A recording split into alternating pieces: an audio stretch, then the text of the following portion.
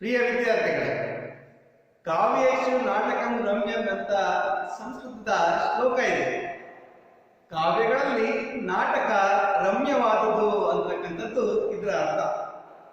ಕಾವ್ಯಗಳಲ್ಲಿ ನಾಟಕ ಮನೋಹರವಾದುದು ಅಂತ ಕೂಡ ಹೇಳ್ತಾರೆ. ಅಭಿನಯ ಮತ್ತೆ ದೃಶ್ಯ, ಸಂಭಾಷಣೆ, ಸಂಗೀತಗಳಿಂದ ಪ್ರೇಕ್ಷಕ ಸಹೃದಯರಿಗೆ ಆನಂದವನ್ನ ನೀಡುತ್ತದೆ. ಆಧುನಿಕ ನಾಟಕದ ವಿವಿಧ ಪ್ರಕಾರಗಳಲ್ಲಿ ಗೀತಾ ನಾಟಕವು ಒಂದು. ಗದ್ಯ ಮತ್ತು ಪದ್ಯಗಳಿಂದ ಕೂಡಿದ ಇದರಲ್ಲಿ ಗೀತೆಗಳಿಗೆ ಹೆಚ್ಚು ಪ್ರಾಧಾನ್ಯ. ಕಥೆಯ ಘಟನೆಗಳಿಗೆ ಪೂರಕವಾಗುವ ಮೇಳದವರ ಭಾಗವಹಿಸುವಿಕೆ ನಾಟಕದ ಸೊಗಸನ್ನ ಹೆಚ್ಚಿಸುತ್ತದೆ. ಈಗ ಉದಾಹರಣೆಗೆ ನಾವು ರಾಮಾಯಣ ಮತ್ತೆ ಮಹಾಭಾರತ ಪ್ರಸಿದ್ಧ ಮಹಾಕಾವ್ಯಗಳನ್ನ ತಗೊಂಡಾಗ ಅವುಗಳಿಂದ ಪ್ರೇರಿತವಾಗಿ ಹಲವು ಕೃತಿಗಳು ರಚಿತವಾಗಿರುವುದನ್ನ ನಾವು ಕಾಣ್ತೀವಿ. ಅವುಗಳಲ್ಲಿ ಗೀತಾ ನಾಟಕಗಳು ಜನಪ್ರಿಯತೆಯನ್ನ ಹೊಂದಿರತಕ್ಕಂಥದ್ದನ್ನ ನಾವು ಕಾಣ್ತೀವಿ. ಸಾಹಿತ್ಯ, ಸಂಗೀತ, ನೃತ್ಯ, ಕಲೆ ಇವೆಲ್ಲದರ ಸಂಗಮವಾದಂತಹ ಗೀತ ನಾಟಕ ಸಂಭಾಷಣೆಯುಕ್ತವಾದದ್ದು ಮತ್ತೆ ಪ್ರತಿಯೊಂದು ಪಾತ್ರದ ಹಿರಿಮೆಯೊಂದಿಗೆ ಸಂವೇದನಾಶೀಲವಾಗಿ ಕಥೆಯನ್ನ ನಿರೂಪಿಸುವ ಗುಣ ಈ ಗೀತ ನಾಟಕಗಳಿಗಿದೆ ಅಂತಕ್ಕಂಥ ವಿಚಾರ. ಹಾಗಾದ್ರೆ ನಾವು ಒಂದು ಗೀತ ನಾಟಕದ ಪರಿಚಯನ ಮಾಡಿಕೊಳ್ಳೋಣ. ಶಬರಿ ಅಂತಕ್ಕಂಥ ಗೀತ ನಾಟಕ. ಈ ಗೀತ ನಾಟಕವನ್ನ ಬರೆದಂತ ಲೇಖಕರ ಪರಿಚಯ ಮಾಡಿಕೊಳ್ಳೋಣ. ಪೂತಿ ನರಸಿಂಹಾಚಾರ್ಯ. ಅವರ ಪೂರ್ಣ ಹೆಸರು ಪುರೋಹಿತ ತಿರುನಾರಾಯಣಾರ್ಯ ನರಸಿಂಹಾಚಾರ್ಯ. ಇವರು ಕ್ರಿಸ್ತಶಕ 1905 ಇಸ್ವಿಯಲ್ಲಿ ಮಂಡ್ಯ ಜಿಲ್ಲೆಯ ಮೇಲುಕೋಟೆಯಲ್ಲಿ ಜನಿಸ್ತಾರೆ.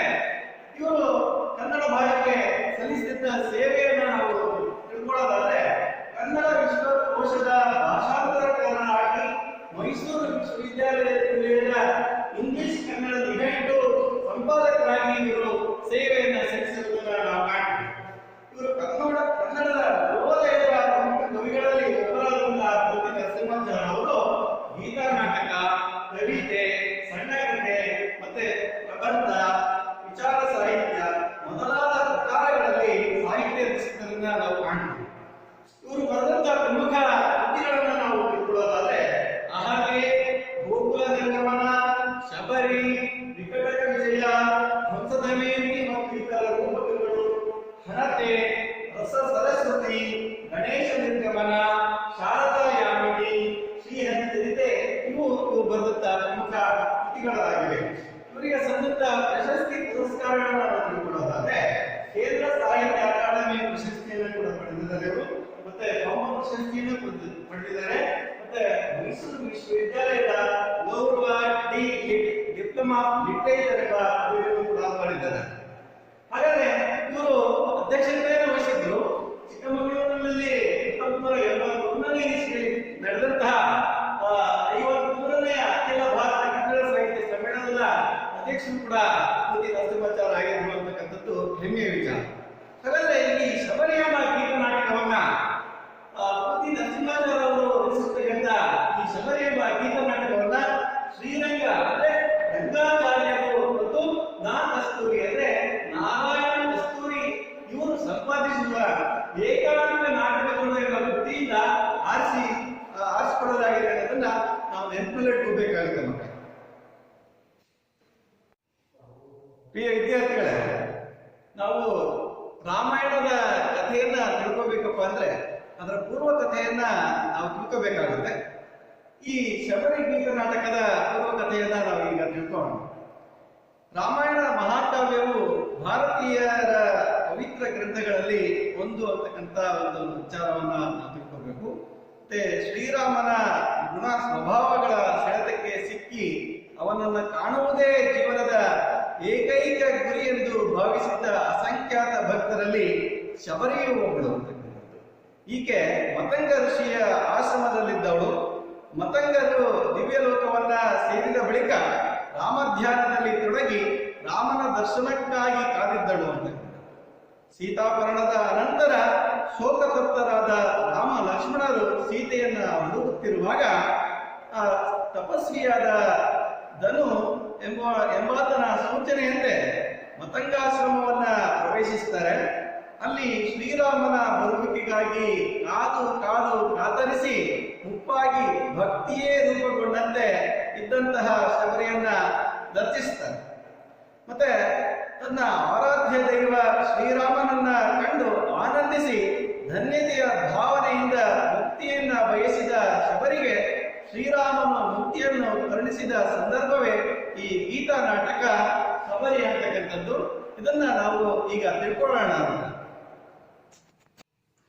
ಮತಂಗಾಶ್ರಮದಲ್ಲಿ ತನ್ನ ಪರ್ಣಶಾಲೆಯ ಮುಂದಿನ ವನದಲ್ಲಿ ಶಬರಿ ಹಮ್ಮಲುಗೊಂಡಿದ್ದಾಳೆ. ಶ್ರಮಣಿಯಂತೆ ರೂಪ, ವೃದ್ಧೆ, ಚೀರ ಕೃಷ್ಣಾಂಬರೆ, ನೋಡುವುದಕ್ಕೆ ಬುದ್ಧಿ ಹಿರಿನಳಂತೆ ಕಾಣುತ್ತಾಳೆ. ಶಬರಿ ಹೇಳ್ತಾಳೆ, ನಿಂತಲ್ಲಿಯೇ ನಾನು ನಿಂತಿರುವೆ ರಾಮ, ನೀನೆಂದೈತರುವೆ. ನೀನಿರುವುದೆಲ್ಲೋ ನಾನರಿಯೇ, ನಿನ್ನೆಡೆ ಗೈದುವ ಬಳಿಯರಿಯೇ. ನೀ ಬಯೆ ಎನ್ನುವ ನೆಚ್ಚಿನಳು, ನಾನಿಯೇ ಬಯಕೆಯ ಹುಚ್ಚಿನಳು. ನಿಂತಲ್ಲಿಯೇ ನಾನು ನಿಂತಿರುವೆ ರಾಮ, ನೀನೆಂದೈತರುವೆ. ಶಬರಿ ವನದೊಳಕ್ಕೆ ಹೋಗುವಳು. ರಾಮ ಲಕ್ಷ್ಮಣರು ಪ್ರವೇಶಿಸ್ತಾರೆ. ರಾಮ ಹೇಳ್ತಾನೆ, ದೊರೆವಳೆ ಸೀತೆ, ಭೂಮಿ ಜಾತೆ, ಆತ್ಮ ಕಾಮ ಕಲ್ಪಲತೆ, ದೊರೆವಳೆ ಚೆಲುವೆ, ಎರೆವೆ ಎರೆವೆ ಗಿರಿವನವೇ, ಪೇಳಿರಿ ನಾನೆರೆವೆ, ದೊರೆವಳೆ ದೊರೆಯಳೆ, ಅವಳ ನೆಲೆ ಯಾರು ಅರಿಯಿರೆ, ಪೇಳಿ ಎನ್ನರಸಿ ದೊರೆವಳೆ. ಈ ಬೇಗ ಕೆಡದಲ, ನನ್ನೆರೆಯ ಬಿಡದಲ, ಈ ಜಗವ ಸುಡದಲ, ಹ ಹ ಹ. ಲಕ್ಷ್ಮಣ ಹೇಳ್ತಾನೆ, ತಾಳಿಕೋ ಅಣ್ಣ ತಾಳಿಕೋ, ಸೂರ್ಯನೇ ತೇಜಗೆಡೆ ತೇಜ ಕೆಡೆ ಯಾರು, ರಾಮನೇ ಧೈರ್ಯಗೆಡೆ ಸ್ಥೈರ್ಯ ಕೆಡೆ ಯಾರು. ರಾಮ ಹೇಳ್ತಾನೆ, ಸ್ಥೈರ್ಯವ. ಅವಳ ನೆನಪಿನ ಸೆಳೆದ ಕೆನ್ನಾತ್ಮ ಸಿಲ್ಕೆ, ಎನ್ನ ಬಗೆಗೆ ಅನಿವಾರ್ಯ ಈ ಶೋಕದುಲ್ಕೆ. ಇಗೋ ನೋಡು ಲಕ್ಷ್ಮಣ ತಾಪಸರ ಬೀಡು, ಇದ ನೋಡಿ ಮರುಪಡಿಸಿತು ಎನಗೆ ಅವಳ ಪಾಡು. ಅದಕ್ಕೆ ಲಕ್ಷ್ಮಣ ಹೇಳ್ತಾನೆ, ಅಹುದು ದಿಟ ಚಿತ್ರಕೂಟವೇ ಮನೆಗೆ ಬಹುದು, ಜೊತೆಯೊಳಗೆ ಹತ್ತಿಗೆ ಇದ್ದ ಬಗೆಯಂತಹುದು. ಹ ಪಾಪಿ, ನಾ ಆಕೆಯನ್ನು ಒಂಟಿಯೊಳಗಿಟ್ಟೆ, ಎನ್ನ ಹಂತಿಯೇ ಮನ್ನಣೆಯ ಕೊಟ್ಟೆ ಅಂತ ಹೇಳ್ತಾನೆ. ಅದಕ್ಕೆ ರಾಮ ಹೇಳ್ತಾನೆ, ಮರುಗದಿರು ತಮ್ಮಯ್ಯ, ಆದುದಾಯಿತು. ನಿಮ್ಮ ನಿಂತ ದೈವ ಮರಳು ಮಾಡಿತು, ದನು ಕೇಳಿದ ದಾರಿಯೊಳೆ ನಾವು ಬಂದೆವು. ಶ್ರಮಣಿಯಾಶ್ರಮವಿರುವೆ ಅದೋ ಲಕ್ಷ್ಮಣ ಅತ್ತ, ಆವುದೀ ಮರಳು ನಮ್ಮೆಡೆಗೆ ಬರುವುದಿರುವುದು, ಏನಿದರ ಮರಳು. ಅದಕ್ಕೆ ಲಕ್ಷ್ಮಣ ಹೇಳ್ತಾನೆ, ಮರೆಗೆ ಬಾ ಅಣ್ಣಯ್ಯ, ಪರಿಕಿಸುವ ಮುನ್ನ ಎದುರುಗಳೇ ನಾವಿದನ್ನು ಏನವುದೋ ಬಣ್ಣ. ಮರೆಯಡಿರುವರು ಶಬರಿ ತರಲಿದರು ತೋರಣ, ಹೂ, ಹಣ್ಣು ಹಂಪಲುಗಳನ್ನ ತಲೆ ಕಂಕೊಳ ಕೈಯಲ್ಲಿ ಇಟ್ಕೊಂಡು ಬರುವಳು. ಶಬರಿ ಹೇಳ್ತಾಳೆ, ರಾಮ ಬಾರದೆ ನನಗೇನು ತೋರದೆ, ಅವ ಸವಿದಲ್ಲದೆ ಸವಿಯಾಗದ ಈ ಕಡು ಸವಿ ಹಣ್ಗಳ ನೀಗೈವಂ. ಮಧುಕರ ಗೀತದ ಮಧುರಿರುವಿ, ಮಧುಪರ್ಕದ ಪರ್ಕವನಾರಾಗಿವೆಂ. ರಾಮ ಬಾರದೆ ನನಗೇನು ತೋರದೆ. ಬಾರಾಮ ಬಾರಾಮ ಬಾರೈ ಬಾಬಾ, ಬಗೀರುಳಿನ ಬೆರೆಯೇ, ಕೋಕೋ ಹಣ್ಗಳಕೋ ಹೂಗಳಕೋ ಎಲ್ಲವಕ್ಕೋ ಎನ್ನೊಳ ಮೊರೆ. ರಾಮ ಬಾರದೆ ನನಗೇನು ಸೇರದೆ ಅಂತ ಹೇಳಿ ಪರ್ಣಶಾಲೆಯೊಳಗೆ ಹೋಗುಗಳು. ರಾಮ ಲಕ್ಷ್ಮಣರು ಕಾಣಿಸಿಕೊಳ್ತಾರೆ. ರಾಮ ಹೇಳ್ತಾನೆ, ಎನಗಿನಿತು ಹಂಬಲಿಪ ಈ ಜಟಿಲ ಕಬರಿ, ಆ ಉದರ ಮುಖ ನೊರೆದ ಶ್ರಮಣಿ ಶಬರಿ. ಉಪಕಾರವನಿತಿಲ್ಲ ಈಕೆಗೆ ನಿಂದ, ಆದೊಡೆಯು ನೆನೆಯುತ್ತಿಯಳು ಇನಿತು ಅರ್ತಿಯಿಂದ. ನಾಚಿತೆಯನ್ನು ಈ ಪೂಜ್ಯ ಈ ನಲುಮೆಯಿಂದ.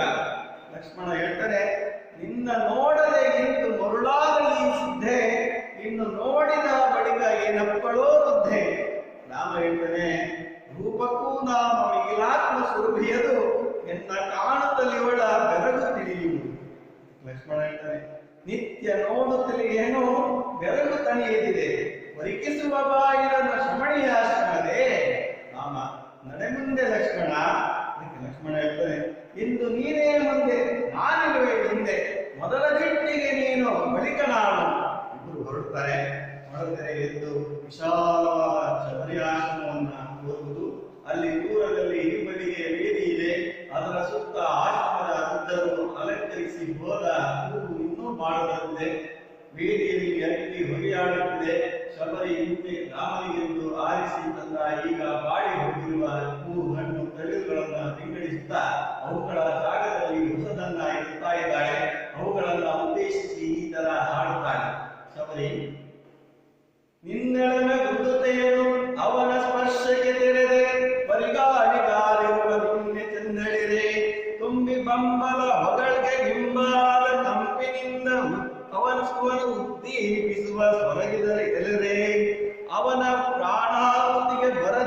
ರುಚಿಗೆ ಹದಗೆಟ್ಟು ಗುಡುಗಿಗಾಸರೆಯಾದ ಎಲೆವನ್ಯ ಫಲವೇ ಮೀಸಲಾಗದೆ ನಿಂತು ಬಾಸಲಾಗುವ ಇವನು ಅರಮರಳಿ ಹೊಸರಿಂದ ಅಣಿಗೈವ ಛಲವೇ.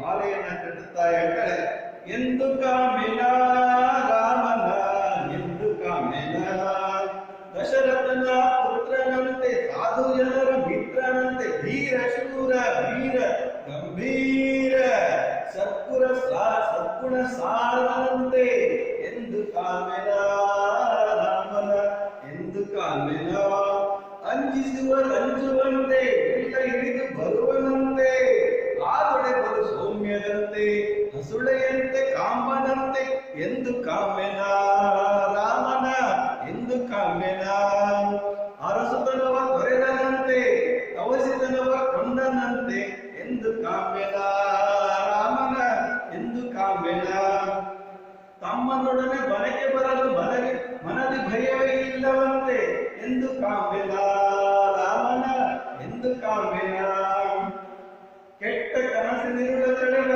ಸುಪ್ರಭಾತನಂದನವನು ಗುರುಸಿದ್ದರೆ ಮೆಚ್ಚಿದಂತ ಸನ್ಮಂಗಳ ಮೂರ್ತಿಯನ್ನು ಎಂದು ಕಾಮೆನ ರಾಮನ ಎಂದು ಕಾಮೆನ ಕಟ್ಟಿದ ಮಾಲೆಗೆ ಮುತ್ತಿಗಳು.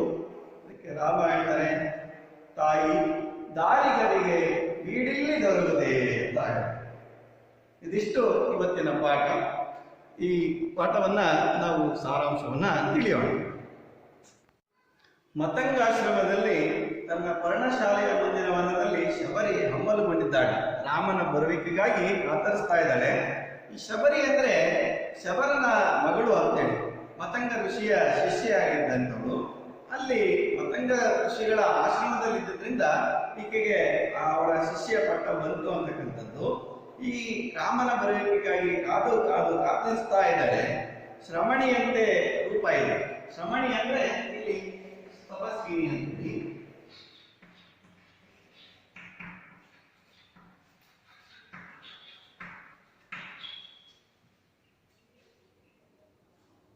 ವೃದ್ಧೆಯಾಗಿದ್ದಾಳೆ. ಚೀರ ಕೃಷ್ಣ ಜನಾಂಬರೆಯಾಗಿದ್ದಾಳೆ. ನೋಡುವುದಕ್ಕೆ ಬುದ್ಧಿಹೀನಂತೆ ಕಾಣ. ಶಬರಿ ಹೇಳ್ತಾಳೆ, ನಿಂತಲ್ಲಿಯೇ ನಾನಿಟ್ಟಿರುವೆ ರಾಮ ನೀನಿಂದೈತರುವೆ. ನಾನು ಈ ಒಂದು ಮತಂಗಾಶ್ರಮದಲ್ಲೇ ಕಾದು ಕೂತಿದ್ದೇನೆ, ನಿನ್ನ ಬರುವಿಕೆಗಾಗಿ ಹಪಾಪಿಸ್ತಾ ಇದ್ದೀನಿ. ಯಾವತ್ತು ನನಗೆ ದರ್ಶನ ಆಶೀರ್ವಾದವನ್ನ ಮಾಡ್ತೀಯ ರಾಮ ಅಂತೇಳಿ ಇಲ್ಲಿ ಶಬರಿ ಹೇಳ್ತಾ ಇದ್ದಾರೆ. ನೀನಿರುವುದೆಲ್ಲೋ ನಾನು ಅರಿಯ, ನೀನ್ ಎಲ್ಲಿದೆಯಾ ಅಂತಕ್ಕಂಥದ್ದು ನನಗೆ ಗೊತ್ತಿಲ್ಲ ಅಪ್ಪ. ಅರಿಯ ತಿಳಿಯತ್ತೆ, ನನಗೆ ಗೊತ್ತಿಲ್ಲ ಅಂತ ಹೇಳಿ. ನನಗೆ ಗೊತ್ತಿಲ್ಲ, ನನಗೆ ತಿಳಿದಿಲ್ಲ, ನೀನ್ ಎಲ್ಲಿದೆಯಾ ಅಂತ ನನಗೆ ಗೊತ್ತಿಲ್ಲ. ನಿನ್ನೆಡೆಗೈದುವ ಬಳಿಯರಿಯೇ, ನೀನಿರ್ತಕ್ಕಂಥ ಜಾಗವನ್ನ ಹುಡ್ಕೊಂಡ್ ಬರ್ತಕ್ಕಂಥ ಒಂದು ಮಾರ್ಗ ನನಗೆ ಗೊತ್ತಿಲ್ಲ. ನೀ ಬಗೆ ಎನ್ನುವ ನೆಚ್ಚಿನಳು, ನೀನ್ ಬರ್ತೀಯ, ನನಗೆ ದರ್ಶನ ಆಶೀರ್ವಾದ ನೀಡ್ತೀಯ ಅಂತಕ್ಕಂಥ ಒಂದು ನಂಬಿಕೆಯಿಂದ ನಾನು ಕಾದು ಕೂತಿದ್ದೇನೆ. ನಾನೀಗ ಬಯಕೆಯ ಹುಚ್ಚಿನಳು.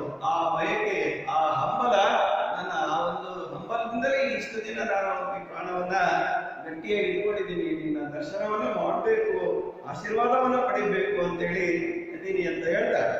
ನಿಂತಲ್ಲಿಯೇ ನಾನಿಟ್ಟಿರುವೆ ರಾಮ ನೀನೆಂದೈತರುವೆ. ಶಬರಿ ವನದೊಳಕ್ಕೆ ಹೋಗೋಳು. ರಾಮ ಲಕ್ಷ್ಮಣರು ಪ್ರವೇಶಿಸ್ತಾರೆ. ಮುಂದೆ ನೋಡೋಣ. ದೊರೆವಳೆ ಚೆಲುವೆ ಎರೆವೆ ಎರೆವೆ ಗಿರಿವನವೇ ಹೇಳಿರಿ ನಾನೆರವೆ ದೊರೆವಳೆ ದೊರೆಯಲೆ ಅವಳ ನೆಲೆ ಯಾರು ಅರಿಯೆ ಹೇಳಿ ಎನ್ನರಿಸಿ ದೊರೆವಳೆ ದೊರೆಯಲೆ. ಈ ಬೇಗೆ ಕಡೆ ಕೆಡದಲ ನನ್ನೆದೆಯ ಬಿಡದಲ ಈ ಜಗವ ಸುಡದಲ ಹ ಹ ಹ ಅಂತೇಳಿ ಮನಸ್ಸಿಗೆ ಬಹಳಷ್ಟು ವ್ಯಥೆಯನ್ನ ಮಾಡ್ಕೊಳ್ತಾ ಇದ್ದಾನೆ ಶ್ರೀರಾಮ. ನಾನು ಇಡೀ ನನ್ನ ಸರ್ವಸ್ವವನ್ನು ಕೂಡ ನಿಮಗೆ ಧಾರೆ ಎರಿತೀನಿ ಅಂತಕ್ಕಂಥ ಒಂದು ಪ್ರಕೃತಿಯನ್ನು ಕುರಿತಂತೆ ಈ ಮಾತನ್ನು ಹೇಳ್ತಾ ಇದ್ದಾನೆ. ಹೇಳಿರಿ, ಪಕಾರಕ್ಕೆ ಹಕಾರ ಬರುತ್ತೆ ಅಂತಕ್ಕಂಥ ವಿಚಾರವನ್ನ ನಾವು ತಿಳ್ಕೊಳ್ಬೇಕಾಗುತ್ತೆ. ಪಕಾರಕ್ಕೆ ಹೇಳಿರಿ ಅಂದ್ರೆ ಹೇಳಿರಿ ಅಂತ ನಾವು ಅರ್ಥ ಮಾಡ್ಕೋಬೇಕು. ನಾನೆರವೆ, ನನ್ನ ಇಡೀ ಸರ್ವಸ್ವವನ್ನು ಕೂಡ ನಾನು ತ್ಯಾಗ ಮಾಡ್ತೀನಿ. ದೊರೆವಳೆ, ಆ ಸೀತಾ ಮಾತೆ ನನಗೆ ಸಿಗ್ತಳ ಅಥವಾ ದೊರೆಯಲಿ ಸಿಗೋದಿಲ್ವಾ ಅಂತಕ್ಕಂಥ ಒಂದು ಮಾತನ್ನ ಈ ಪ್ರಕೃತಿ ಕುರಿತಂತೆ ಹೇಳ್ತಾ ಇದ್ದಾನೆ. ಅವಳ ನೆಲೆ ಯಾರು ಅರಿಯಿರೆ. ಆಕೆ ಇರ್ತಕ್ಕಂತ ಸ್ಥಳದ ಬಗ್ಗೆ ಯಾರಿಗಾದ್ರೂ ತಿಳಿದಿದ್ಯಾ? ಅರಿ ಅಂದ್ರೆ ತಿಳಿ ಅಂತ ಅರ್ಥ ಮಾಡ್ಕೊಂಡು ತಿಳಿ. ಯಾರಿಗಾದ್ರು ಹಾಗೆ ಇರ್ತಕ್ಕಂಥ ಸ್ಥಳದ ಬಗ್ಗೆ ಮಾಹಿತಿ ಇದೆಯಾ? ಬೇಡಿ ಪಕಾರಕ್ಕೆ ಹಕಾರ ಬರುತ್ತೆ, ಹೇಳಿ ಅಂತ ಆಗುತ್ತೆ. ಎಂದರಸಿ ಎನ್ನ ಮನದ ಅರಸಿ, ನನ್ನ ಮಹಾರಾಣಿ ಪತ್ನಿ ದೊರೆಯಳೆ. ದೊರಿತಳ ಅಥವಾ ದೊರೆಯಲ್ವೋ ಅಂತ ಪ್ರಶ್ನೆ ಇದೆ. ಈ ಬೇಗೆ ಕೆಡದಲ್ಲ ಅಂದ್ರೆ ಈ ಆಕೆ ಕಳ್ಕೊಂಡಿರ್ತಕ್ಕಂಥ ವ್ಯಥೆ ಮನಸ್ಸಿಗೆ ಬೆಂಕಿಯನ್ನ ಹಚ್ಚಿ ಮನಸ್ಸು ಬಹಳಷ್ಟು ಘಾಸಿಗೊಳಿಸಿದೆ. ನನ್ನೆದೆಯ ಬಿಡದಲ್ಲ. ಆ ಒಂದು ಬೆಂಕಿ ಹತ್ಕೊಂಡಿದ್ದಾಗ ಆ ಮನಸ್ಸು ಬಹಳಷ್ಟು ನೋವನ್ನು ಅನುಭವಿಸುತ್ತೆ. ಈ ಜಗವ ಸುಡೋದಲ್ಲ, ಈ ಜಗತ್ತನ್ನ ಸುಡೋದಲ್ಲದೆ ನನ್ನ ಮನಸ್ಸನ್ನು ಕೂಡ ಹಾಳು ಮಾಡುತ್ತೆ. ಅಂದ್ರೆ ಈ ಜಗತ್ತಿಗೆ ತಪ್ಪು ಸಂದೇಶ ಹೋಗುತ್ತೆ ಅನ್ನಕ್ಕಂಥ ವಿಚಾರವನ್ನ ಇಲ್ಲಿ ಹೇಳ್ತಾರೆ. ಅದಕ್ಕೆ ಲಕ್ಷ್ಮಣ ಹೇಳ್ತಾನೆ, ತಾಳಿಕೋ ಅಣ್ಣ ತಾಳಿಕೋ, ಸೂರ್ಯನೇ ತೇಜಗಡೆ ತೇಜಕ್ಕೆ ಎಡೆಯಾರು. ಹೌದಾ? ಸೂರ್ಯನೇ ತೇಜಗಡೆ ತೇಜಕ್ಕೆಡೆ ಯಾರು? ರಾಮನೇ ಧೈರ್ಯಕ್ಕೆಡೆ ಸ್ಥೈರ್ಯಕ್ಕೆಡೆ ಯಾರು ಅಂತ ಹೇಳ್ತಾನೆ. ಸಮಾಧಾನ ಮಾಡ್ಕೊಳ್ಳೋಣ, ಸಮಾಧಾನ ಮಾಡ್ಕೊ. ಸೂರ್ಯನೇ ತೇಜಗಡೆ ತೇಜಕ್ಕೆಡೆ ಯಾರು? ಸೂರ್ಯನೇ ತನ್ನ ಬೆಳಕನ್ನ ತೇಜಸ್ಸನ್ನ ಕಳ್ಕೊಂಡ್ಬಿಟ್ರೆ ಈ ಜಗತ್ತಿಗೆ ಬೆಳಕನ್ನ ನೀಡೋರು ಯಾರು? ಹಾಗೆ ಆ ಸೂರ್ಯನಂತೆ ಪ್ರಜ್ವಲದೀಪವಾಗಿ ಬೆಳಕಬೇಕಾದಂತ ನೀನು, ಒಂದು ಅಯೋಧ್ಯೆಗೆ ರಾಜನಾಗಬೇಕಾದಂತ ನೀನು ಲಕ್ಷ್ಮಣ ಹೇಳ್ತಾನೆ, ತಾಳಿಕೋ ಅಣ್ಣ ತಾಳಿಕೋ, ಸೂರ್ಯನೇ ತೇಜಗೆಡೆ ತೇಜಗೆಡೆ ಯಾರು? ರಾಮನೇ ಧೈರ್ಯಗೆಡೆ ಧೈರ್ಯಗೆಡೆ ಯಾರು ಅಂತ ಹೇಳ್ತಾನೆ. ತಾಳಿಕೋ, ಸಮಾಧಾನ ಮಾಡ್ಕೋ, ತಾಳ್ಮೆ ಇರಲಿ. ಆ ಸೂರ್ಯನೇ ತೇಜಗೆಡೆ ತೇಜಗೆಡೆ ಯಾರು? ಆ ಸೂರ್ಯನೇ ತನ್ನ ಕಾಂತಿಯನ್ನ ಕಳ್ಕೊಂಡ್ಬಿಟ್ರೆ ಜಗತ್ತಿಗೆ ಬೆಳಕನ್ನ ನೀಡೋರು ಯಾರನ್ನ? ಹಾಗೆ ಸೂರ್ಯನ ಒಂದು ಸ್ಥಾನದಲ್ಲಿರ್ತಕ್ಕಂಥವ್ನು, ಒಂದು ರಾಜ್ಯಕ್ಕೆ ರಾಜನಾದಂಥವ್ ನೀನು ಧೈರ್ಯವನ್ನ ಕಳ್ಕೊಂಡ್ರೆ ಪ್ರಜೆಗಳಿಗೆ ಧೈರ್ಯವನ್ನು ತುಂಬೋರು ಯಾರು? ಅದಕ್ಕೋಸ್ಕರ ನೀನು ಆ ಒಂದು ತಾಳ್ಮೆಯನ್ನ ಹೊಂದ್ಕೋ ಅಂತಕ್ಕಂಥ ವಿಚಾರವನ್ನು ಹೇಳ್ತಾನೆ. ರಾಮನೇ ಧೈರ್ಯ ಸ್ಥೈರ್ಯ ಕಡೆ ಯಾರು? ನೀನೇ ಧೈರ್ಯವನ್ನ ಕಳ್ಕೊಂಡ್ರೆ ಬೇರೆಯವರಿಗೆ ಸ್ಥೈರ್ಯವನ್ನ ತುಂಬೋರು ಯಾರು? ನಿನಗೆ ಧೈರ್ಯವನ್ನ ತುಂಬೋರು ಯಾರು? ಸ್ಥೈರ್ಯವನ್ನ ಹೇಗೆ ತಂದ್ಕೊಳ್ತೀಯಾ ಅಂತಕ್ಕಂಥ ಪ್ರಶ್ನೆಯನ್ನು ಇಲ್ಲಿ ಮಾಡ್ತಾ ಇದ್ದಾರೆ. ಅದಕ್ಕೆ ರಾಮ ಹೇಳ್ತಾನೆ, ಸ್ಥೈರ್ಯವ ಸಮಾಧಾನ ಮಾಡಿಕೊಂಡು ತಾಳ್ಮೆಯಿಂದ ಅವಳ ನೆನಪಿನ ಸೆಳೆತಕ್ಕೆ ನನ್ನ ಆತ್ಮ ಸಿಲುಕೆ. ಅವಳ ನೆನಪಿನ ಸೆಳೆತಕ್ಕೆ ನನ್ನ ಆತ್ಮ ಸಿಲುಕೊಂಡ್ಬಿಟ್ಟಿದೆ. ಎನ್ನ ಬಗೆಗೆ ಅನಿವಾರ್ಯವೇ ಶೋಕದುಲ್ಕೆ. ನನ್ನ ಒಂದು ಬಗೆಯಲ್ಲಿ ಮನಸ್ಸನ್ನು ತಿಳ್ಕೋಬೇಕು. ಬಗೆಯಲ್ಲೇ ಮನಸ್ಸು. ನನ್ನ ಮನಸ್ಸಿಗೆ ಈ ಒಂದು ವ್ಯಥೆ ಪಡದೆ ಯಾವುದೇ ಒಂದು ದಿಕ್ಕಿಲ್ಲ ಈಗ. ಹಾಗಾಗಿ ಶೋಕ ಅಂತಕ್ಕಂಥದ್ದು, ದುಃಖ ಅಂತಕ್ಕಂಥದ್ದು ನನಗೆ ಈಗ ಆಗ್ಲೇಬೇಕಾದಂಥದ್ದು. ಈಗೋ ನೋಡು ಲಕ್ಷ್ಮಣ ಹೇಳ್ತಾನೆ, ತಾಪಸರ ಬೀಡು. ತಾಪಸರು ಅಂದ್ರೆ ತಪಸ್ವಿಗಳು ಅಂತ.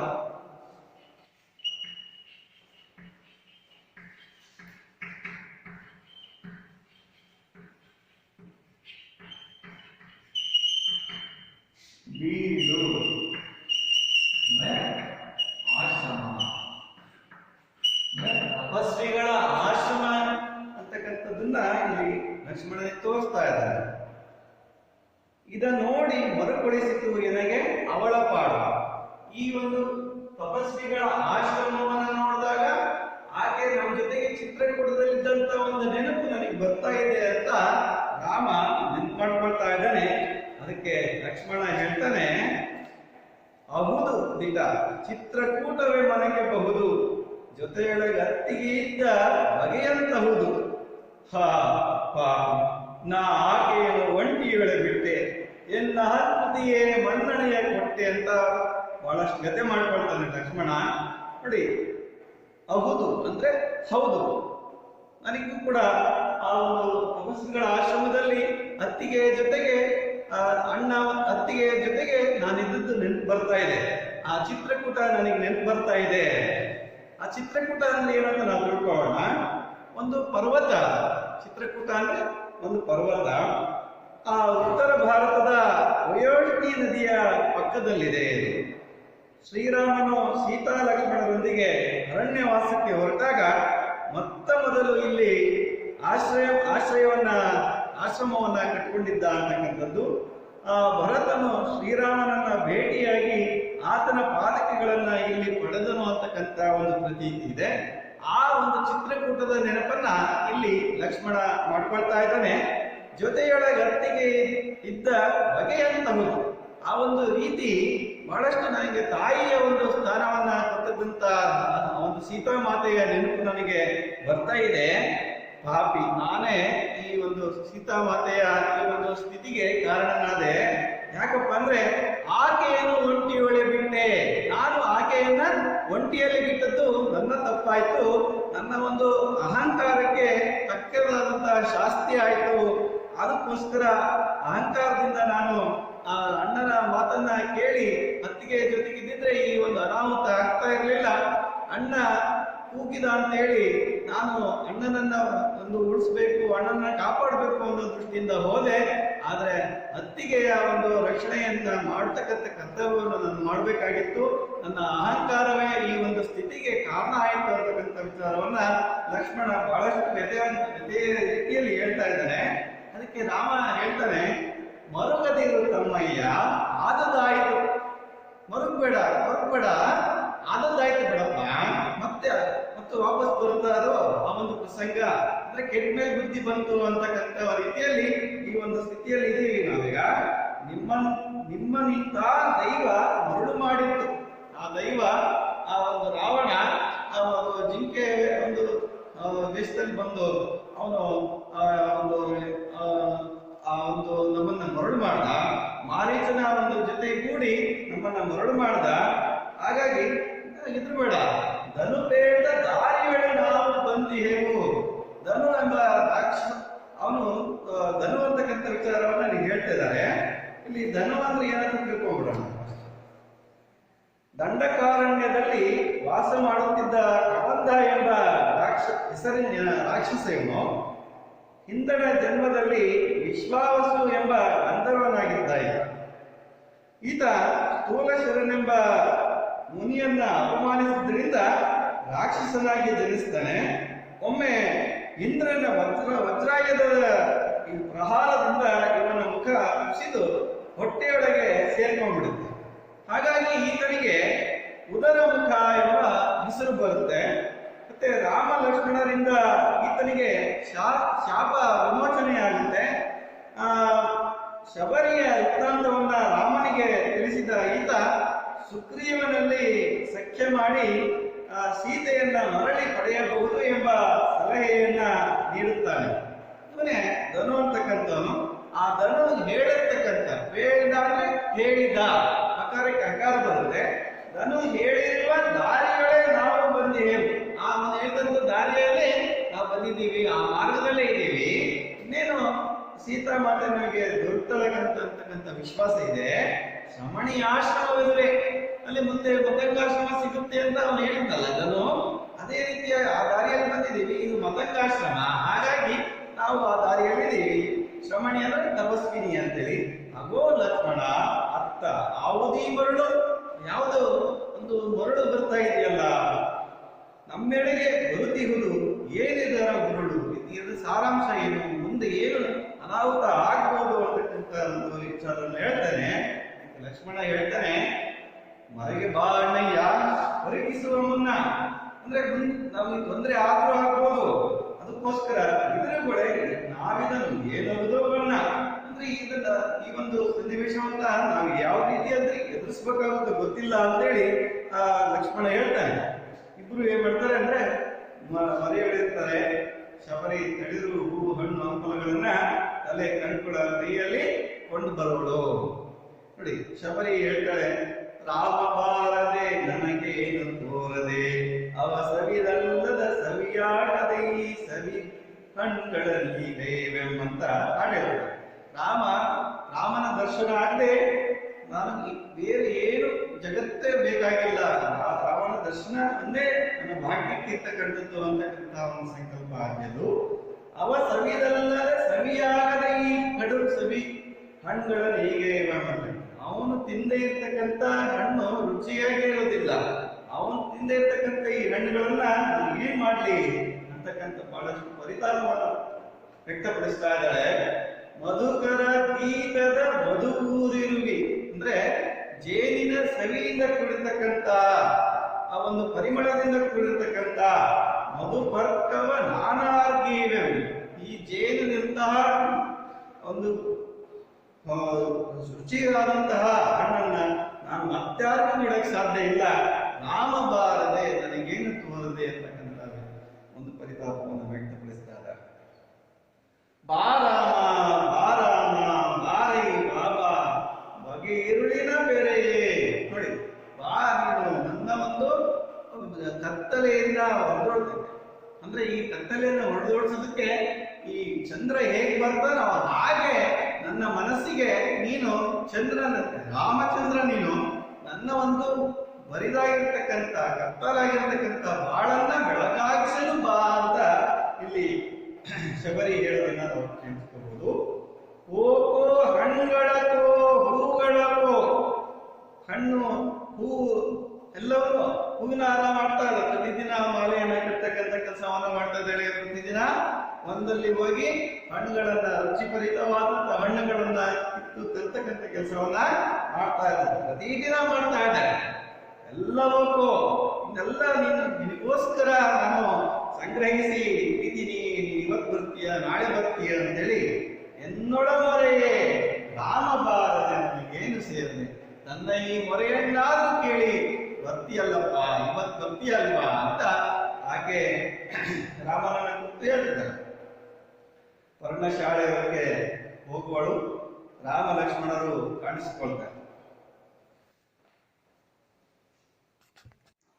ರಾಮ ಹೇಳ್ತಾನೆ, ಎನಗಿಂದು ಹಂಬಲಿಪ ಈ ಜಟಿಲ ಕಬರಿ, ಆ ಉದರ ಮುಖ ನೊರೆದ ಶ್ರಮಣಿ ಶಬರಿ, ಉಪಕಾರವಿನಿಲ್ಲ ಈಕೆಗೆ ನಿಂದ, ಆದಡೆಯು ನೆನೆಯದೇಳು ಇನಿತು ಅರ್ತಿಯಿಂದ, ನಾಚತಿಯ ನೀ ಪೂಜ್ಯ ಈ ಕರುವೆಯಿಂದ ಅಂತ ಹೇಳ್ತಾನೆ. ಏನಾಗಿನಿತು, ಏನಾಗಿ ಅಂದ್ರೆ ನನಗೆ ಸ್ವಲ್ಪ ಉಪಕಾರ ಮಾಡಿಲ್ಲ, ನಾನು ಈಕೆಗೆ ಸ್ವಲ್ಪ ಉಪಕಾರ ಮಾಡಿಲ್ಲ, ಆದ್ರೂ ಕೂಡ ನನ್ನ ಮೇಲೆ ಎಷ್ಟು ವಿಶ್ವಾಸ, ಎಷ್ಟು ನಂಬಿಕೆ, ಎಷ್ಟು ಪ್ರೀತಿನ ತೋರ್ತಾ ಇದ್ದಾಳಲ್ಲ ಈ ಜಟಿಲ ಕಬರಿ. ಜಟಿಲ ಅಂದ್ರೆ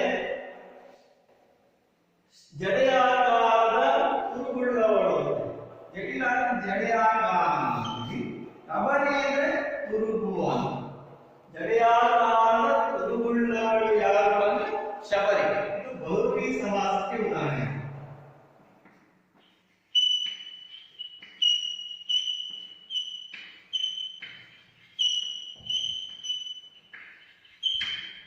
ಬಹುವ್ರೀ ಸಮಾಸ ಅಂತ ಕರಿತೀವಿ. ಜಡೆಯಾಕಾರದ ತೊಡುಗುಳ್ಳವಳು ಯಾರೋ ಅವಳೇ ಅಂದ್ರೆ ಶಬರಿ. ಅನ್ಯ ಪದ ಪ್ರಧಾನವಾದ ಸಮಾಸವನ್ನ ನಾವು ಕರಿತೀವಿ ಬಹುವ್ರೀ ಸಮಾಸ ಅಂತ ಕರಿತೀವಿ. ಈ ಶಬರಿಗೆ ನಾನು ಯಾವ ರೀತಿಯಾದಂತ ಉಪಕಾರವನ್ನು ಮಾಡಿಲ್ಲ, ಕೂಡ ನನ್ನ ಮೇಲೆ ಎಷ್ಟು ನಂಬಿಕೆ, ಪ್ರೀತಿ, ವಿಶ್ವಾಸವನ್ನು ಇಟ್ಟಿದ್ದಾಳಲ್ಲ ಅಂತ ಹೇಳ್ತಾರೆ. ಆ ಉದರ ಮುಖ ನೊರೆದ ಶ್ರಮಣಿ ಶಬರಿ, ಆ ಧನು ಅಂತಕ್ಕಂಥವನು ಹೇಳಿದಂತಹ ಶ್ರಮಣಿ ತಪಸ್ವಿನಿ ಈ ಶಬರಿನೇ ಇವಳೇ ಇರಬೇಕು ಅಂತಕ್ಕಂಥ ಖಾತರಿಯನ್ನ ಮಾಡಿಕೊಳ್ತಾ ಇದ್ದಾನೆ.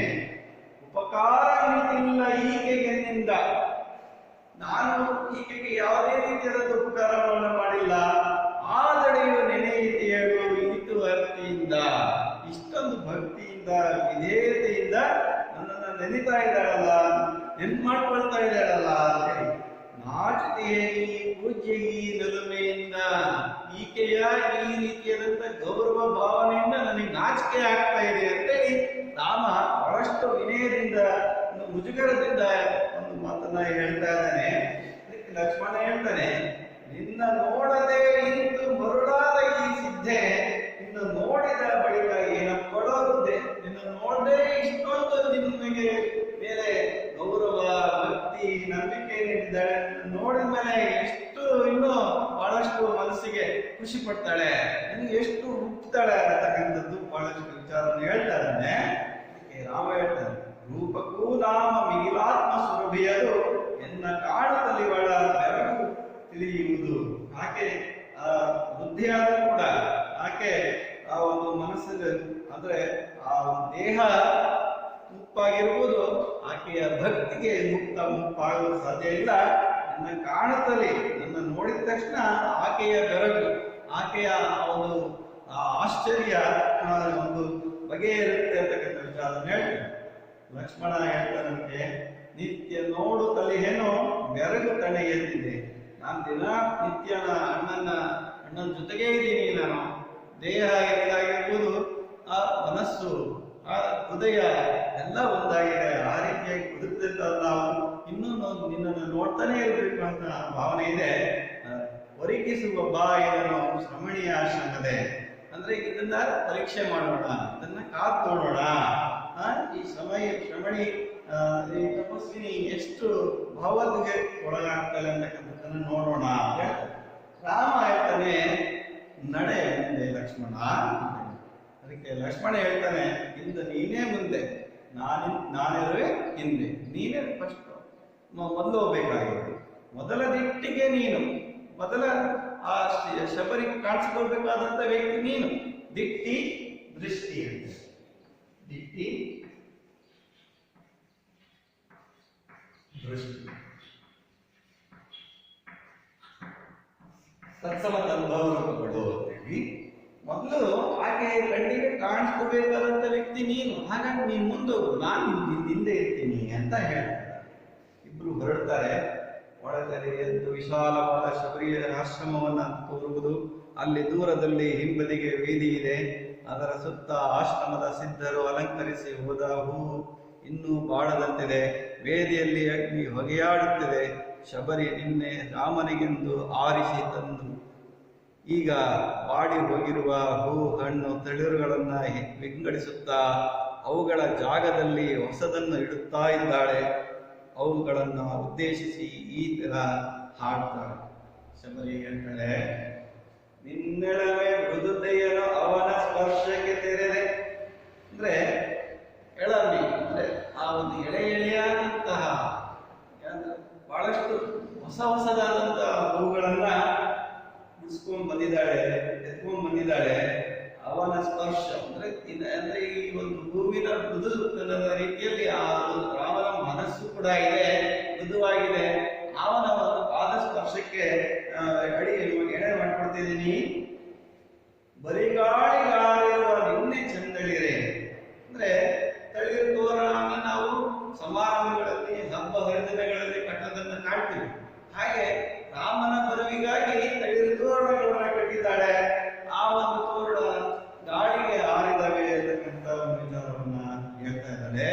ತುಂಬಿ ಬಂಬಲ ಹೊಗಳಿಗೆ ಹಿಂಬಾದ ಕಂಪಿನಿಂದ ಅವನು ಉದ್ದೀಪಿಸದೆ ಸೊರಗಿರುವ ಎಲ್ಲರೇ.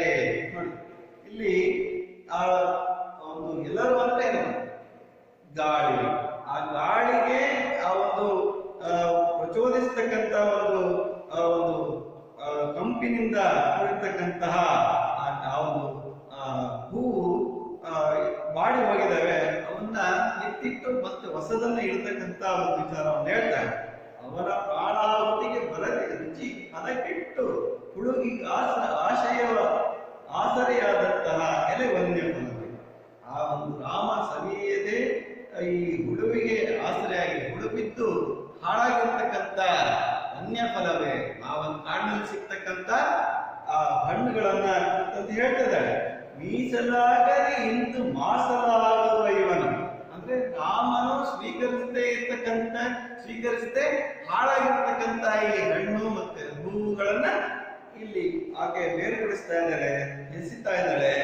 ಮರಮರಳಿ ಹೊಸತರಿಂದ ಅಣಿಗೈವ ಛಲವೇ. ಮತ್ತೆ ಬೇರೆ ಹಣ್ಣು ಬೇರೆ ಹೂವುಗಳನ್ನ ಸಿಂಗರಿಸ್ತಾ ಇದ್ದಾಳೆ, ಅಲ್ಲಿ ಸಂಗ್ರಹಿಸ್ತಾ ಇದ್ದಾಳೆ. ಮಾಲೆಯನ್ನ ಕಟ್ಟುತ್ತಾ ಹೇಳ್ತಾಳೆ, ಹಾಡ್ತಾಳೆ. ಎಂದು ಕಾಮ್ಯನ ರಾಮನ, ಎಂದು ಕಾಮ್ಯನ ನಾನು ರಾಮನ ದರ್ಶನವನ್ನ ಯಾವಾಗ ಮಾಡ್ತೀನಿ ಅಂತಕ್ಕಂಥ ಕಾತರತೆ ಇಲ್ಲಿ ರಾಮನಿಗೆ. ಶ್ರೀರಾಮ ದಶರಥನ ಮಗ ಅಂತಕ್ಕಂಥದನ್ನ ಇಲ್ಲಿ ಶಬರಿ ನೆನಪು ಮಾಡ್ಕೊಳ್ತಾ ಇದ್ದಾಳೆ. ಸಾಧು ಜನರ ಮಿತ್ರರಂತೆ, ಒಳ್ಳೆಯ ಜನರ ಮಿತ್ರರು, ಅವರಿಗೆ ಕಾಣಕ್ಕಂಥವನು ಧೀರ ಶೂರ ವೀರ ಗಂಭೀರ ಯಾರು? ಶ್ರೀರಾಮ ಅಂತಕ್ಕಂಥ ವಿಚಾರವನ್ನ ಇಲ್ಲಿ ಹೇಳ್ತಾ ಇದ್ದಾರೆ.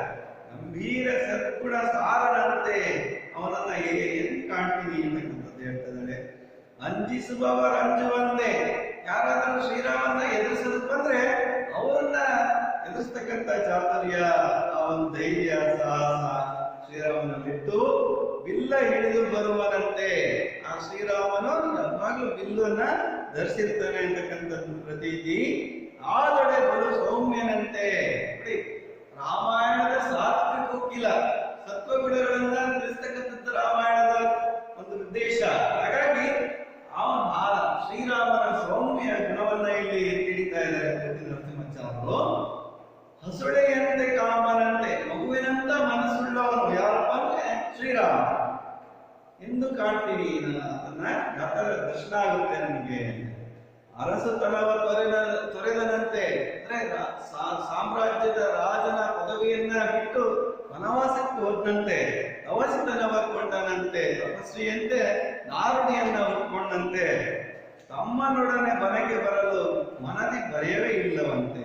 ಆತ ರಾಮನ ತಮ್ಮನಾದಂತ ಲಕ್ಷ್ಮಣನ ಜೊತೆಗೆ ಆ ಒಂದು ಕಾಡಿಗೆ ಹೋಗ್ಬೇಕು ಸಂದರ್ಭದಲ್ಲಿ ಯಾವ ರೀತಿಯಾದಂತ ಭಯ ಆತಂಕ ಆತನಿಗಿಲ್ಲ ಅಂತಕ್ಕಂಥದ್ದನ್ನ ಇಲ್ಲಿ ಹೇಳ್ತಾರೆ. ಕೆಟ್ಟ ಕನಸಿನಿರುಳ ಕಳೆವ ಸುಪ್ರಭಾತದಂತ ನಾವು, ಅಂದ್ರೆ ರಾತ್ರಿ ಕೆಟ್ಟ ಕನಸು ಬಿದ್ದಿರುತ್ತೆ, ಬೆಳಗಿನ ಜಾವ ಎದ್ದ ತಕ್ಷಣ ಶ್ರೀರಾಮನನ್ನೇ ನೆನ್ಪು ಮಾಡ್ಕೊಳ್ತೀವಿ.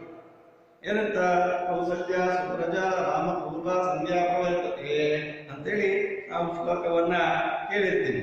ಆ ಶ್ರೀರಾಮ ಲಕ್ಷ್ಮಣನನ್ನ ಎಬ್ಬಿಸ್ತಕ್ಕಂಥ ರೀತಿಯೇ ಆಗಿತ್ತು.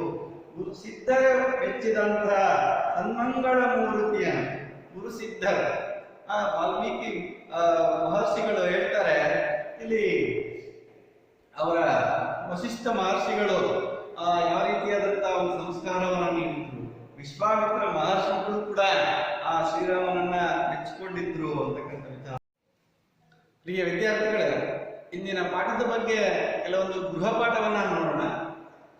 ಒಂದೇ ಪ್ರಶ್ನೆ, ರಾಮನು ಗಿರಿವನವನ್ನು ಏನೆಂದು ಪ್ರಾರ್ಥಿಸಿದನು ಅಂತಕ್ಕಂಥದ್ದು. ಎರಡನೇ ಪ್ರಶ್ನೆ, ಲಕ್ಷ್ಮಣನು ಅಣ್ಣನನ್ನು ಹೇಗೆ ಸಂತೈಸಿದನು. ಮೂರನೇದು, ರಾಮ ಲಕ್ಷ್ಮಣರಿಗೆ ಮತಂಗಾಶ್ರಮಕ್ಕೆ ಹೋಗಲು ಸೂಚಿಸಿದವರಾರು. ನಾಲ್ಕನೇ ಪ್ರಶ್ನೆ, ಶಬರಿ ಗೀತ ನಾಟಕದ ಆಕರ ಕೃತಿ ಯಾವುದು.